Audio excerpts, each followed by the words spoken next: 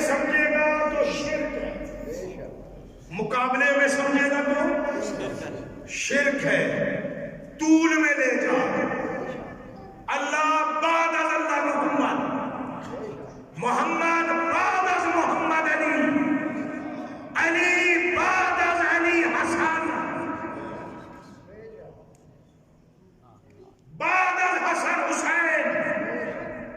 ان کو ایک دوسرے کے بعد مانتا جا، پھر تیری عقل کی تخیل کی پروازیں اور طائر فکر کی پرواز کر کر کے مر جائیں گے، لیکن ان کی حدوں کو نہیں پہنچ پائیں گے.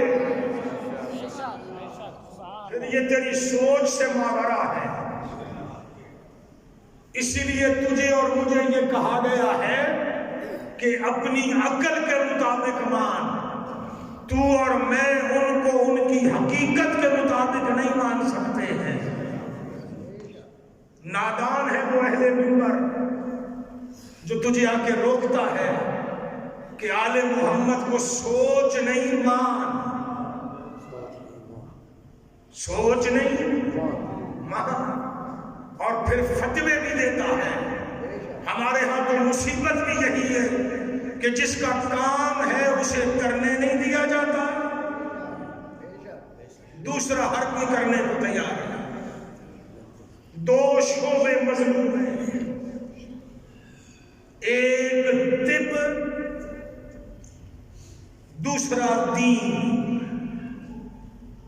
آپ بیمار ہو جائے نا، مونگ پھلی بازار میں پھول کے بیچنے والا بھی جب آپ کو ملنے آئے گا آپ سے پوچھے گا بیماری کیا ہے، آپ بیماری بتائیں 4 نسخے بتا کے جائے گا. ہے یا نہیں؟ گدھا گاڑی چلانے والا بھی آپ کو 4 نسخے بتا کر جائے گا کہ یہ بھی کھا لے ٹھیک ہو جائے گا، یہ بھی کھا لے ٹھیک ہو جائے گا، ایسا بھی کر لے ٹھیک ہو جائے گا. اسے بندہ کہے کہ میرے محترم اگر تو اتنا بڑا ڈاکٹر ہے تو گدھا گاڑی کیوں چلا رہے، کلینک کھول کے بیٹھ. چلاتا گدھا گاڑی، بیچتا مونگ پھلی ہے، لگاتا فروٹ کی ریہڑی ہے، کرتا پولیس میں نوکری ہے، چلاتا دکان ہے، اور مشورے ڈاکٹروں والے. پھر چھوڑ کام سارے، کلینک کھول کے بیٹھ. آئے مریض تیرے پاس. یہی حال اس ملک میں دین کے ساتھ بھی ہے. پورے پاکستان میں میرا بڑا معروف جملہ ہے، بڑے بڑے خطیب منبر پہ میرا نام لے کے جملہ بول جاتے ہیں کہ پورے پاکستان میں 5 کروڑ شیعہ ہے، 6 کروڑ مجتہد ہے. مجتہدوں کی تعداد شیعوں سے بھی زیادہ ہے. یقیناً پھر مجتہد پہ تقلید واجب نہیں. کیا خیال ہے؟ تقلید واجب ہے جو مجتہد نہ ہو، جو طلب دین رکھتا ہو. کیا خیال ہے؟ آپ دین کا مسئلہ بیان کریں، عالم سے پہلے ساتھ بیٹھے ہوئے 4 بندے اس مسئلے کا حل بیان کریں گے، اور پھر آگے سے کہیں گے مولوی بیچارے کو کیا پتا.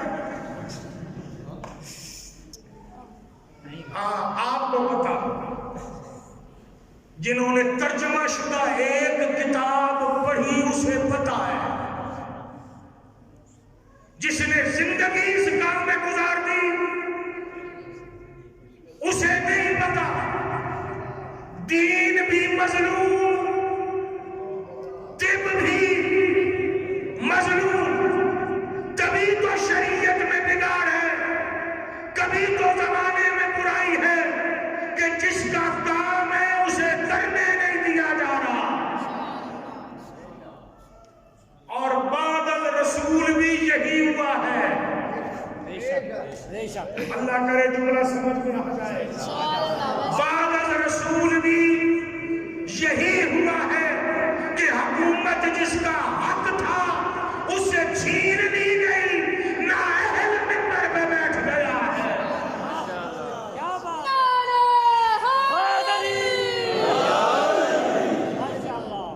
جس بیچارے سے مسئلہ پوچھا جائے تو یا تو وہ یہ کہتا تھا کہ بیٹی سے پوچھوں، وضاحت نہیں کرتا، یا پھر پیغام دے کے بھیجتا تھا جاؤ علی کو کہو بتائے، پوچھو جا کے علی سے۔ پھر ان حکمرانوں کا علی کے دروازے پہ جھکنا اس بات کی دلیل ہے کہ وہ نااہل تھے، علی اہل ہے۔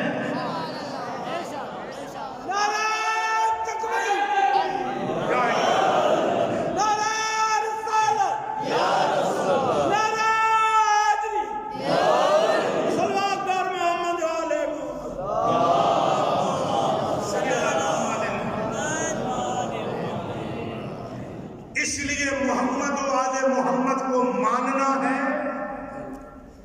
طول میں مان۔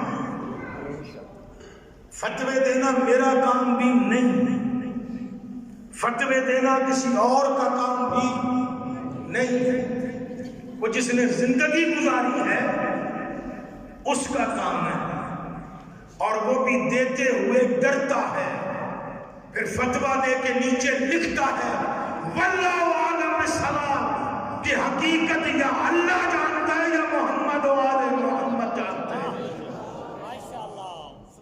وہ یہ نہیں کہتا کہ جو میں نے کہا ہے حتمی ہے، واللہ عالم کا جملہ بتاتا ہے کہ وہ اپنی بات کو حتمی نہیں کہہ رہا، کہہ رہا ہے کہ میں نہیں جانتا، جتنا مجھے شعور تھا اتنا بتایا ہے۔ اصل یا اللہ جانتا ہے یا پھر محمد و آل، یا لفظ بدل دو، اصل خالق علم جانتا ہے، یا پھر اگر کوئی جانتا ہے تو وہ مدینہ العلم ہے یا باب العلم ہے۔ ہم طالب ہستیاں اصل میں وہی ہیں۔ کس نے تجھے کہہ دیا ہے کہ تم منبر پہ آ اور بیٹھ کے اس عقیدت مند شیعہ کو کہہ کہ علی کو سوچنا حرام ہے؟ فتویٰ دے کے جاؤ، تجھے پتہ نہیں سوچ آتی کہاں ہے؟ دل و دماغ میں۔ میں ایک تعین نہیں کر رہا، دونوں بتا رہا ہوں۔ سوچ کا تعلق ہے دل و دماغ کے ساتھ۔ کبھی کبھی آپ کہتے نہیں معاشرے میں کہ اس بات کو میرا دل نہیں مان رہا، اس کا مطلب ہے قلب کا تعلق بھی سوچ کے ساتھ ہے، دماغ کا تعلق بھی سوچ کے ساتھ ہے۔ اب میرا تجھ سے سوال ہے کہ تو اگر علی کو نہیں سوچے گا تو پھر علی کے دشمن کو سوچے گا؟ کیا بات ہے؟ ذکر علی عبادت حدیث رسول ہے یا نہیں ہے نا؟ ذکر کا مطلب کیا ہے؟ تسبیح کرنا۔ اس کے لیے تسبیح کا لفظ ادا ہے۔ ذکر کا مطلب ہے علی کو یاد رکھنا، یعنی علی کو بھولنا نہیں، علی کو یاد رکھنا۔ بازار میں چل، علی کو یاد کر کے علی بازار میں چلتا کیسے تھا۔ نماز پڑھ تو علی کو یاد کر کے علی نماز کیسے پڑھتا تھا، روزہ رکھ، علی کو یاد کر کہ علی روزہ کیسے رکھتا تھا، کسی کی عزت تیرے سامنے سے گزرے تو سوچ جب بڑائی عزت علی کے سامنے آتی تھی تو علی کیا کرتا تھا، علی کو یاد کر، یعنی علی کو سوچ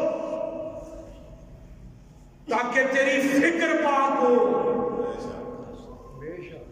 علی کو سوچنا حرام نہیں، میں بھی فتویٰ نہیں دے رہا، عقیدت کا جملہ کہہ رہا ہوں کہ علی کو سوچنا واجب ہے، کیونکہ جس کی سوچ میں علی آ جائے گا اس کی سوچ میں نہ پھر مروان آئے گا نہ شیطان آئے گا۔ ماشاءاللہ، کیا بات، ایک صلوات پڑھیے گا مل کے وہاں سے بلا